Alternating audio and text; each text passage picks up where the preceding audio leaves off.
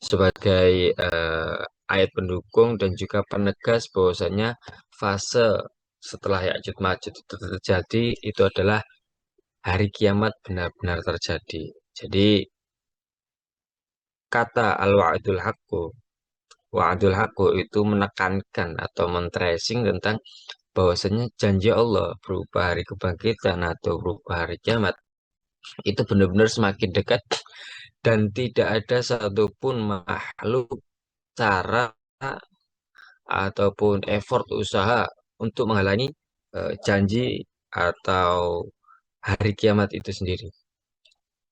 Karena itu memang sudah menjadi keputusan Allah Subhanahu wa taala dalam membuat kehidupan ini. Lalu di situ juga dijelaskan bahwasanya Yahsin absorohum, di mana itu menggambarkan tentang mata yang membesar dan terbelalak bengong tanpa berkedip itu tentang orang kafir ketika hari kiamat itu terjadi. Karena kenapa? Secara otomatis orang-orang kafir itu benar-benar langsung terbelalak atau shock dengan kejadian itu. Karena kan orang kafir selama ini beranggapan bahwa kiamat itu hanyalah mitos, kiamat itu hanyalah angan-angan, kiamat itu hanyalah dongeng-dongeng orang Muslim semata. Bayangan mereka, imajinasi mereka itu kiamat nggak ada. Atau mungkin ada sepintas tentang kiamat, tapi mungkin masih nanti, gitu. Setelah itu, ketika kiamat itu terjadi, otomatis orang-orang yang selama ini tidak menyangka akan terjadinya kiamat, pasti akan shock, pasti akan panik. Makanya di situ dijelaskan orang-orang kafir itu langsung terbelalak. Jadi terbelalak itu kayak bengong gitu. Matanya melotot lebar gitu kan.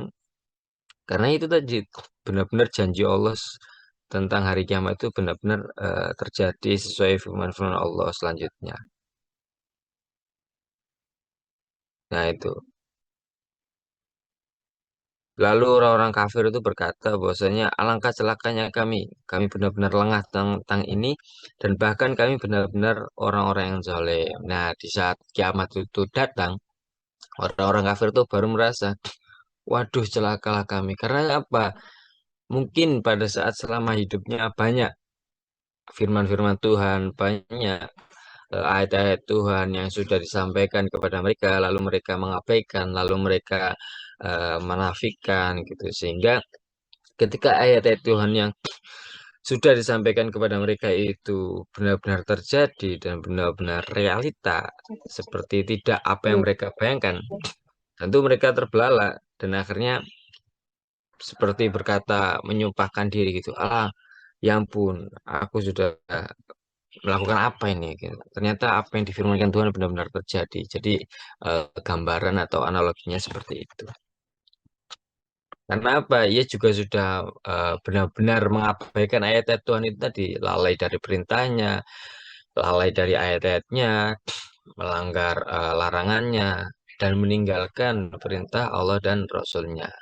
Dan ini kelalaian yang dilakukan orang-orang kafir, yang disebut orang kafir ini tidak hanya sekedar lupa ya, tapi justru kesengajaan berpaling dari kebenaran gitu. Karena mereka memang sudah mendengar seruan-seruan kebaikan, tapi justru mereka abai, menafikan, mengabaikan, dan justru malah menyalahkan gitu.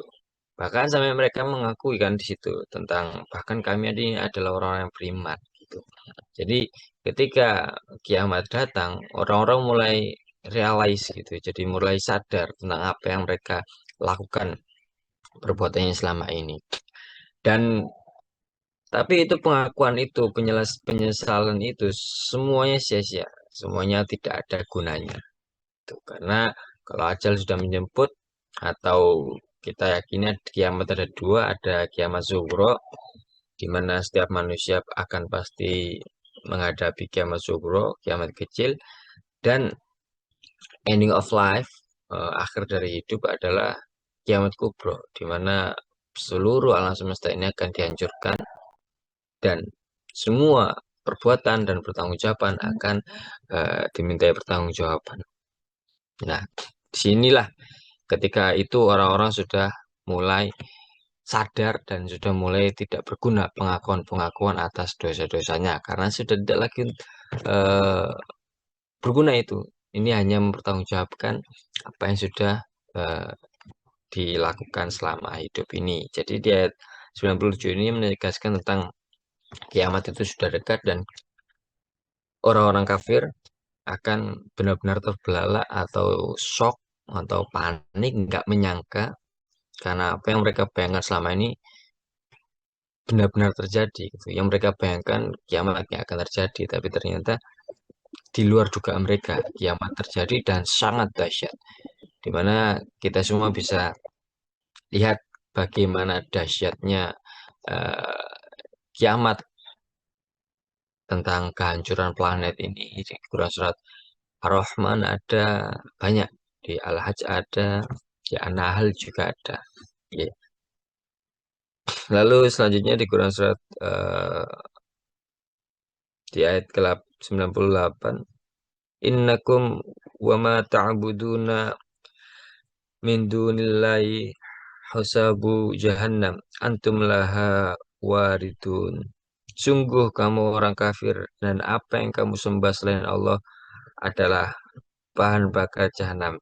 Kamu pasti masuk ke dalam. Nah, di sini dijelaskan dan atau penambahan, penegaskan tentang penjelasan ayat sebelumnya. Di sini jelas ditekankan bahwasanya sesungguhnya apa yang kamu Tuhan selain apa yang kamu sembah selain Tuhan, atau jika kita menyekutukan Tuhan, kita menyembah hal-hal lain selain Tuhan, ya, menduakan Tuhan, itu sesuatu yang kita sembah itu sebenarnya adalah bahan bakar kita untuk dibakar di neraka jahanam nanti, naudzubillah min dzalik. Dan kamu pasti akan masukinya. Jadi di sini ayat ini kan dimulai dengan kata innakum, sesungguhnya kalian. Jadi benar-benar kayak pernyataan dipertegas banget, stressing banget kepada kaum-kaum yang musyrik, itu kaum-kaum yang suka menyekutukan Tuhan. Lalu di ayat di kata selanjutnya juga Allah menegaskan tentang atau menjelaskan tentang wa ma ta'buduna. Jadi apa yang kalian sembah, benda, sesuatu, hal, nafsu. Nah, itu mencakup apapun, mencakup berhala, patung, serta segala persembahan yang kita lakukan selain Tuhan gitu. Dan kita jangan mendefinisikan eh, manusia hanya bisa musyrik, hanya bisa menyekutukan Tuhan itu kalau menyembah berhala atau kalau menyembah pohon, kalau menyembah matahari. Jangan ya. Kalau sekarang sikap-sikap manusia mungkin juga sering kita lakukan. Itu ya kita sering sebenarnya menyekutukan Tuhan. Di mana kita terlalu hubud dunia, di mana kita terlalu cinta kepada dunia, terlalu menyimpan-nyimpan harta, kita nggak mau bersedekah, sampai kita bekerja melalaikan sholat 5 waktu, nggak mau berjuang untuk agama, itu sama saja kita menyekutukan Tuhan, gitu. Jadi kalau orang-orang zaman dulu itu menyekutukan Tuhan, uh, perantaranya adalah berhala, patung, dan sebagainya. Kalau zaman sekarang mungkin menyekutukannya nggak dalam bentuk berhala, nggak dalam bentuk patung. Tapi itu tadi, harta dunia, HP, jika kita berjam-jam lihat HP sampai melupakan Allah, itu sama saja kita sudah menyekutukan Tuhan dan kita bagian dari orang-orang yang musyrik. Jadi ketika kita, saya pribadi dan jamaah semua yang mendengar, jika kita dikatakan, wah kamu jangan terlalu terburu-buru terpancing emosi, gitu. Jadi kita, saya juga pribadi khususnya juga harus introspeksi, gitu. Apakah benar saya selama ini yang mengaku-ngaku orang beriman sudah terhindar dari kaum-kaum musyrik, gitu kan? Jika sudah, coba kita selami kembali. Apa benar kita nggak musyrik? Kita compare sikap-sikap kita terhadap Tuhan dan sikap-sikap kita terhadap barang-barang yang selama ini kita gunakan dan lebih dari kita gunakan, tapi sudah kita cintai. Definisi kita cintai apa? Yaitu tadi. sampai melalaikan kita dari menyembah, mengabdi dan melayani Allah Subhanahu wa taala. Dan di situ dijelaskan di ayat 98 bahwasanya benda-benda itu ya mungkin sekarang HP ya kan, mobil, motor, barang-barang yang terlihat wujudnya itu akan dilebur di neraka besok dan itu akan menjadi bahan bakar untuk membakar setiap diri yang menjadikan bahan-bahan itu sesembahan selain Allah Subhanahu wa taala. Nauzubillah min dzalik. Jadi, ayo kita dari ayat 98 ini menjadi ibrah atau menjadi trigger bagi diri kita untuk berhati-hati lagi gitu. Jadi jangan rasa kita, wah aku Islam kok, berarti aku nggak musyrik. Nggak gitu. Ah aku ya kadang-kadang sholat kok, berarti aku udah mukmin bener-bener nih enggak gitu. Jadi kita ayo lebih kritis lagi ya dalam melihat setiap tindakan dan ucapan kita gitu. Jadi kalau kita misal udah dengar azan atau bahkan kumat kita masih sibuk, HP-an gitu kan.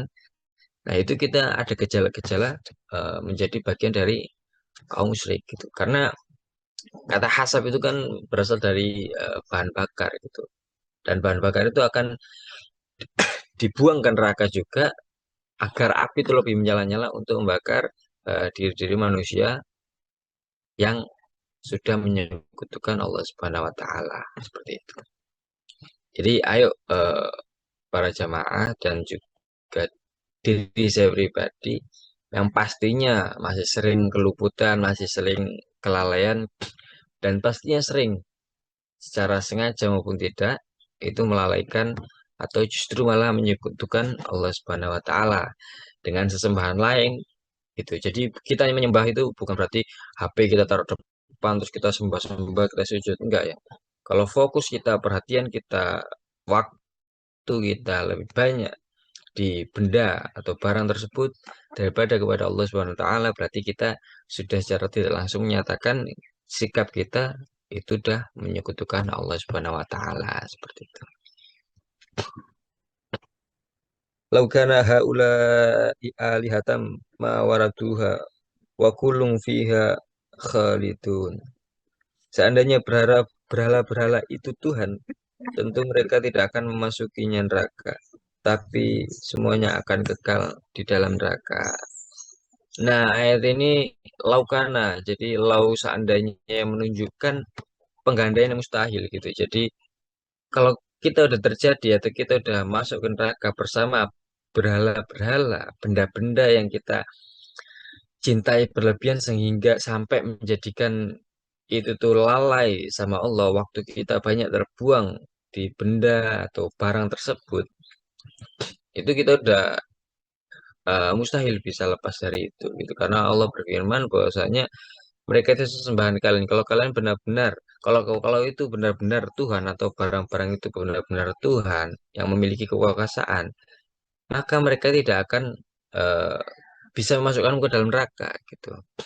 Jadi itu ayat turun di zaman dulu tapi juga relevan di zaman sekarang di mana zaman dulu em, ayat tersebut menggunakan akal logika di mana kalau memang ayat-ayat itu kalau memang berhala-berhala itu benar-benar Tuhan lihat aja besok kamu nggak akan dibakar di api neraka karena berhala-berhala itu pasti akan menyelamatkanmu tapi faktanya apa itu kan faktanya berhala-berhala itu bukan Tuhan dan akhirnya kamu dibakar di api neraka. Alhamdulillah min dzalik. Dan itu jangan sampai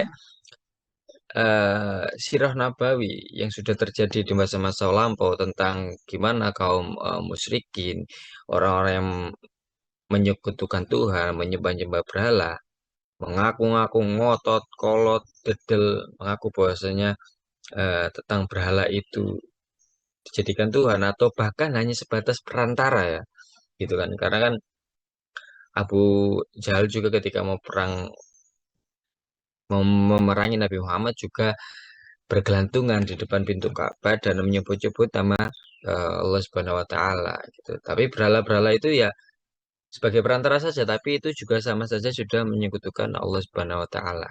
Karena kita menyembah dalam menyembah melayani Allah Subhanahu wa taala itu tidak pakai perantara gitu. Jadi di situ ditegaskan gitu loh. Sekiranya mereka itu benar-benar Tuhan, niscaya mereka tidak akan masuk ke neraka. Kalau berhala yang kita sembah itu benar-benar Tuhan, pasti mereka tidak akan masuk neraka orang yang menyembah itu. Karena Tuhannya pasti menyelamatkannya gitu. Sama halnya dengan kita, relevan dengan zaman sekarang. Dimana jika memang HP itu benar-benar, mungkin kita nggak bahasakan Tuhan ya di zaman sekarang. Jika memang HP itu benar-benar the most priority in our life gitu kan, hal yang paling prioritas di hidup kita, apakah iya gitu kan? Sekarang kan orang-orang seakan-akan lebih membutuhkan HP ketimbang eh, sholatnya, ketimbang Al-Qur'annya gitu kan. Ya, itu kan sudah menganggap HP itu pedoman hidupnya yang bisa menyelamatkannya dari manapun. Kalau bepergian terus lupa bawa HP kan panik gitu kan, panik. Terus bangun tidur, HP nggak ada di kanan kiri, panik, bingung nyari. Nah ini kan seakan-akan kita jalan hidup kita itu ada di HP itu, ya kan?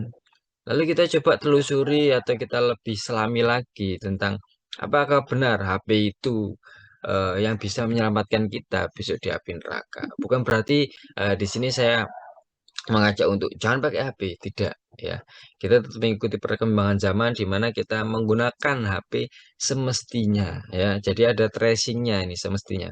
Semestinya itu seperti apa ya? Digunakan alat komunikasi dan itu yang sesuai yang bermanfaat bagi diri kita dan juga bermanfaat bagi diri lain atau untuk media dakwah dan lain sebagainya. Tapi kalau HP sudah digunakan untuk hal-hal yang bersifat lain atau malah justru bersifat negatif atau mungkin nggak negatif tapi sekedar scroll-scroll tapi sifatnya udah israf berlebihan sampai lupa waktu. Nah ini udah ada tanda-tanda yang kita sebut di ayat selanjutnya ayat sebelumnya, tanda-tanda orang-orang musyrik gitu, di mana kita menyekutukan Allah terhadap berhala, patung atau HP atau motor yang cinta motor atau pekerjaan kita gitu kan, sampai saking sibuknya sampai benar-benar nggak ingat sholat 5 waktu plus karena sesibuk apapun kita harusnya kita sadar gitu, tujuan utama kita turun ke dunia ini, tujuan utama Allah menciptakan kita ini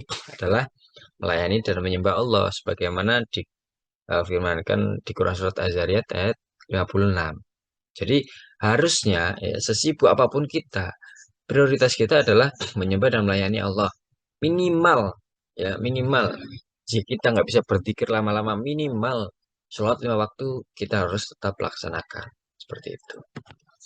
Jangan sampai kita karena pekerjaan kita selalu menghadirkan excuse atau pembenaran atas kesalahan kita. Saya kan nggak sholat 5 waktu karena saya juga mencari nafkah. Mencari nafkah itu kan juga ibadah. Nah, beda ya. Jadi kita tetap harus mengutamakan itu tadi sholat 5 waktu contohnya. Jadi di ayat 99 ini menegaskan tentang bahwasanya berhala itu atau barang-barang itu atau seperti HP, mobil, motor, pekerjaan kita sama sekali seinci pun nggak bisa menjauhkan diri kita dari api neraka. Gitu. Jadi kalau kita udah tersesat atau kita udah salah dalam melangkah dan menjadikan barang-barang itu sebagai Tuhan sampai kita melalaikan eh, Allah Subhanahu Wa Taala, ya otomatis kita naudzubillah min dzalik dibakar di api neraka dengan bahan-bahannya apa yang kita sembah selama di dunia itu, apa yang kita jadikan prioritas selama di dunia itu gitu. Dan di situ Allah menegaskan barang-barang itu benar-benar nggak bisa menyelamatkan kita. Yang bisa menyelamatkan kita siapa? Ya Allah Subhanahu Wa Taala. Gimana caranya Allah mau menyelamatkan kita? Ya kita benar-benar menjadikan Allah itu prioritas gitu, menjadikan Allah itu prioritas dan juga melaksanakan apa yang sudah Allah firmankan di setiap ayat-ayatnya seperti itu. Misal Allah memerintahkan kita untuk sholat 5 waktu, kita harus taati. Allah memerintahkan kita untuk sholat duha, sholat tahajud. Allah memerintahkan untuk berpuasa. Allah memerintahkan untuk bersedekah. Semua kita laksanakan tanpa tapi.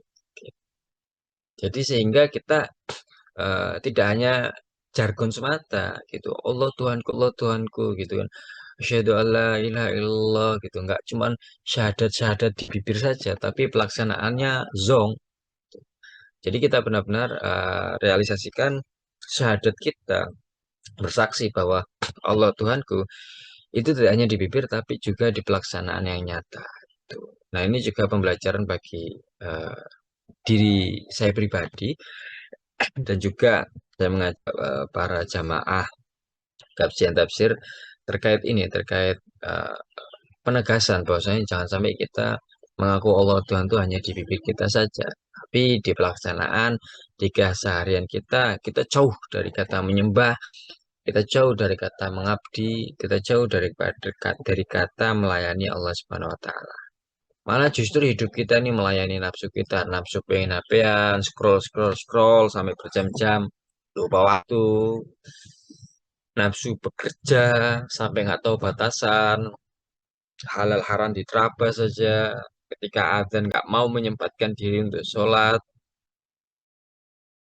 Nah, baik kita mulai hilangkan selagi masih ada waktu eh, untuk berbenah, untuk bertobat. Mari kita mulai perbaiki untuk menjadi diri yang lebih baik ke depannya.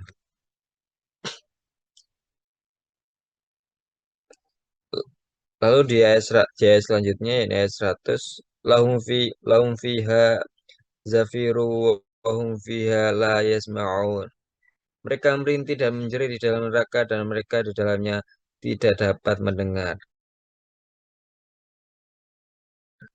Nah, ini penegasan tentang kepada orang-orang yang nanti menyekutukan Allah Subhanahu wa taala. Mereka di dalam api neraka gimana? Ya tentunya pasti menjerit dan sampai mengeluarkan nafas yang sangat keras gitu. Karena eh, mereka benar-benar kesakitan gitu. Secara logika saja gitu kan.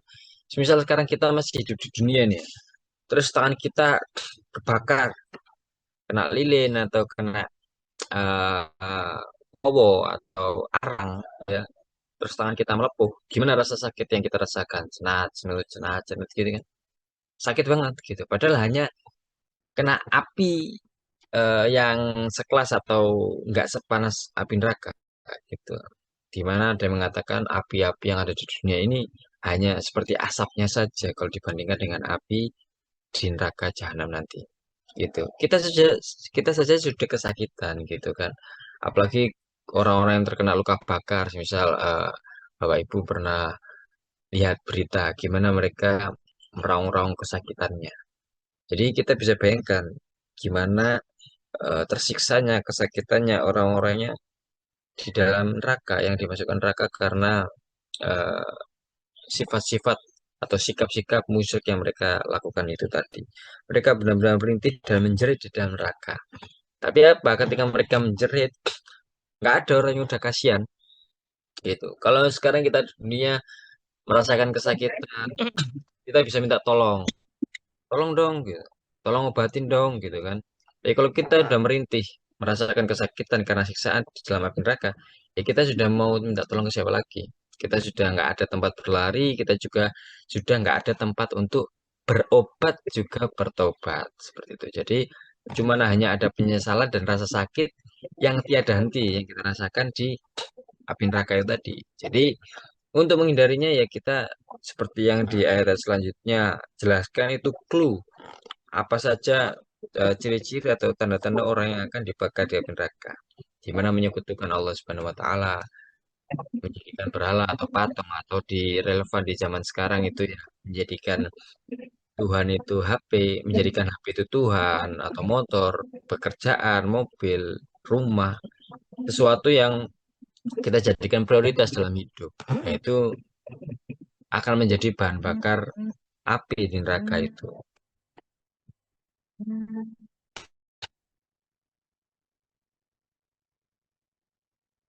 Ya, itu. Jadi di ayat 97 sampai ayat 101 tadi menjelaskan tentang gimana penekanan orang-orang itu nanti akan dibakar di api neraka jika menyekutukan Allah dan bahan bakar api tersebut adalah sesuatu yang mereka jadikan Tuhan tadi, HP atau berhala gitu.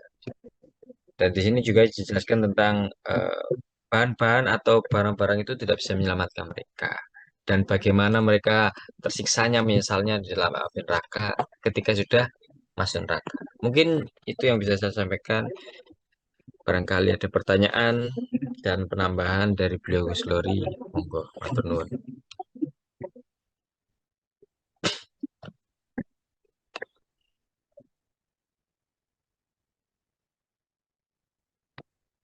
Oke, terima kasih Gus Savio yang sudah bantu saya ini baru baru dapat sinyal ini di tengah lautan. Alhamdulillah ayat 97 sampai 102 yang kalau didapat stressingnya adalah pada waktu taroba ya. Waktu taroba itu berarti sudah dekat, telah dekat.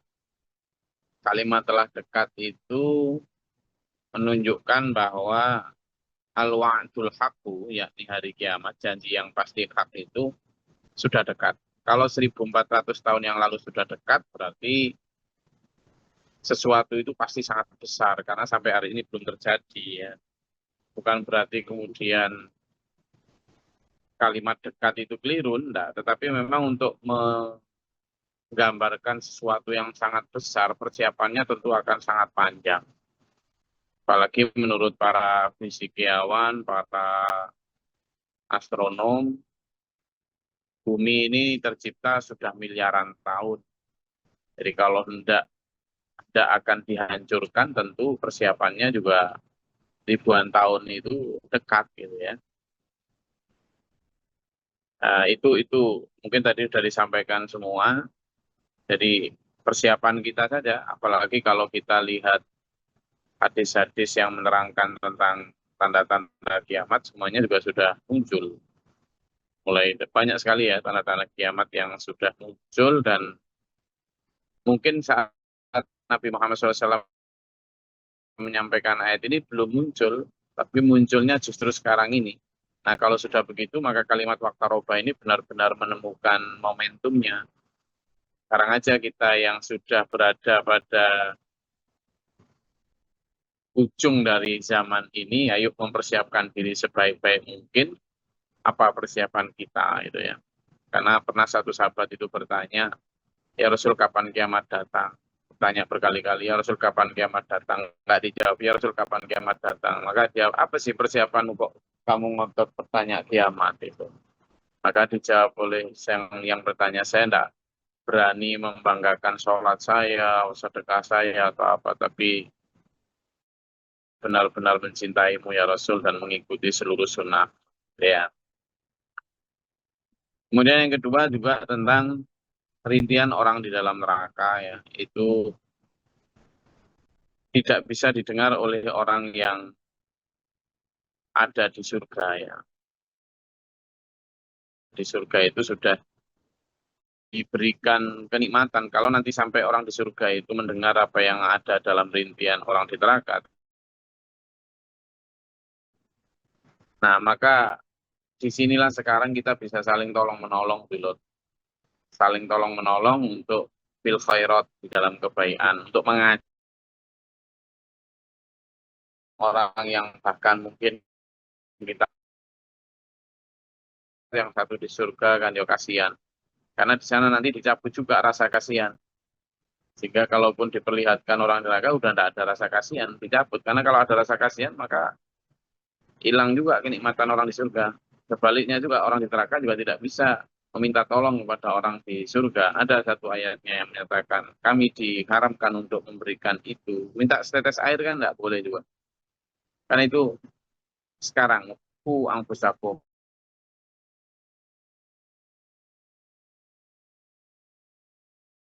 benar. Itu. Oke,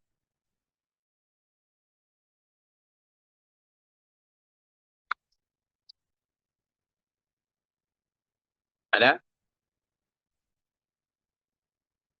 Assalamualaikum warahmatullahi wabarakatuh.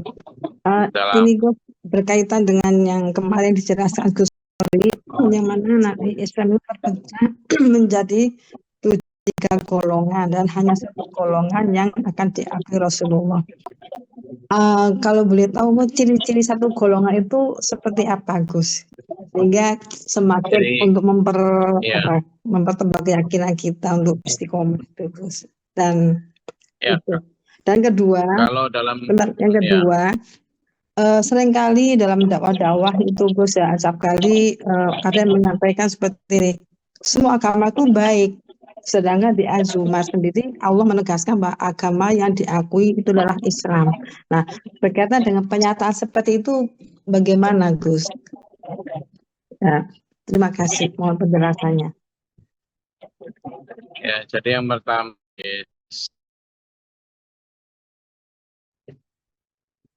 hadis yang tentang tadi, memang hadisnya adalah bahwa yang benar dan masuk surga adalah ahlus sunnah wal jamaah.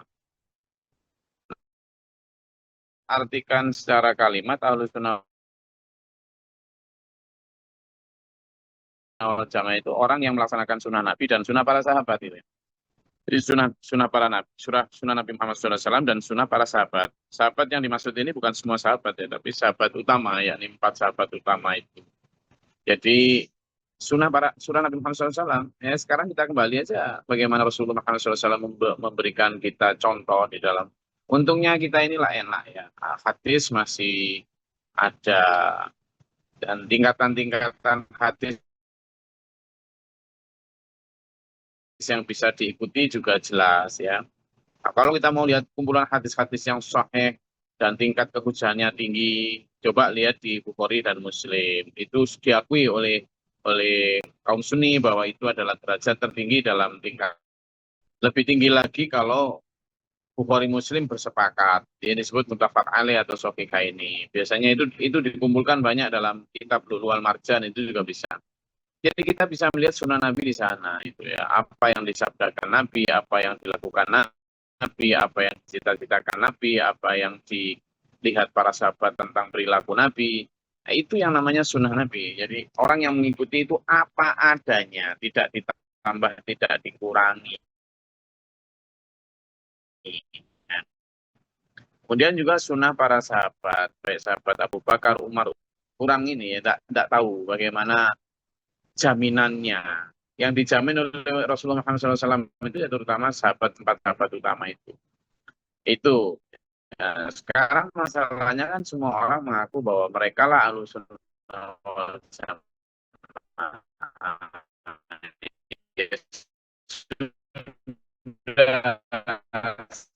Saling mengaku itu hak masing-masing gitu ya. Tapi kita kembali kepada nyata perang. Itu yang pertama. Itu Allah adalah agama Islam. Yang perlu diingat ini ya, semua agama yang dibawa para nabi, para rasul itu agama Islam. Bahasanya saja yang beda-beda. Islam itu bahasa Arab, artinya serah diri, tunduk patuh, damai, selamat. Maka secara terminologi Islam itu adalah satu bentuk aturan Allah yang menuntut penganutnya untuk menyerahkan diri total kepada aturan Allah untuk mencapai kedamaian di dunia dan keselamatan di akhirat. Nah, kalau sudah kayak gitu, maka sungguhnya semua agama dulunya di awal ketika dibawa para nabi para rasul itu Islam. Gitu. Tetapi kemudian ketika ditinggalkan para nabi para rasul jangka lama, umat mengalami distorsi ajaran, percampuran, talbisul haqqo bil batil, takdumul haqqo, dicampur adukan antara hak dan batil, ditambah-tambahi, juga sembunyikan. Akhirnya yang hak itu jadi hilang, Islamnya jadi hilang. Gitu. Islam tidak tergantung satu bahasan, enggak. Ya. Nah, demikian pula Islam yang dibawa Rasulullah Muhammad SAW itu juga begitu. Sampai hari ini kan mengalami distorsi juga ya. Jadi Islam yang mana yang dimaksud dengan inna dina indallahi Islam, sesungguhnya agama yang diridhai Allah adalah agama Islam. Semua orang mengaku, bahkan Syiah pun mengaku Islam. Ya. Jadi kalau sudah kayak gitu kembali lagi kepada bagaimana kita lebih cermat di dalam menentukan keselamatan kita di akhirat dengan mengikuti yang benar-benar sesuai dengan apa yang Allah gariskan, yang asli Islam yang murni. Di zaman yang seperti ini memang ya perlu kita berdoa kepada Allah, yang minta petunjuk kepada Allah. Saya rasa itu kajian kita pada pagi hari ini. meskipun tadi dibuka oleh Gus Savio, izinkan saya untuk menutup kajian kita. Alhamdulillah, terima kasih masih setia meskipun tadi saya sempat biar sinyalnya, tapi insya Allah ini sudah mulai lancar. Semoga Allah juga melancarkan kesehatan kita, jasmani rohaninya, dan diberikan Allah tuntunan ila akhirih. Amin. Allahumma sholli wa sallim barik ala sayyidina Muhammad wa ala alihi ajmain. Allahumma fir lil mu'minin wal mu'minat wal muslimat wal ahya'i minhum astaghfirullahal azim. Allahumma ahdina fi man hadayta wa afina fi man afayta wa lana fi man tawallaita wa barik lana fi ma atayta wa qina syarra ma qadayta fa innaka taqdi wa la yuqda alayk. Tabaraka rabbana wa ta'ala alhamdulillah ma qadayta astaghfiruka wa atubu ilaika.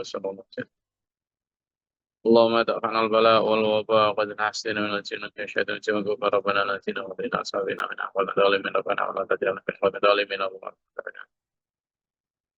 ربنا آمنا فاكتبنا مع الشاهدين ربنا لا تزغ قلوبنا بعد إذ هديتنا وهب لنا من لدنك رحمة إنك أنت الوهاب أنت مولانا فانصرنا من الكافرين أنت مولانا فانصرنا من الكافرين أنت المسلمين ولا مشركين أنت المسلمين الذين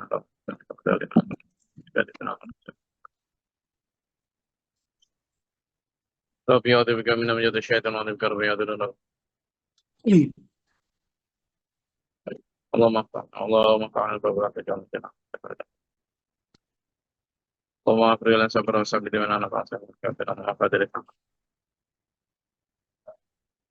أعوذ بالله من جد البلاء والقدر في شفاء القضاء شمالة المعداء الله ونكلم الابتلاء دخول القلب بالنوم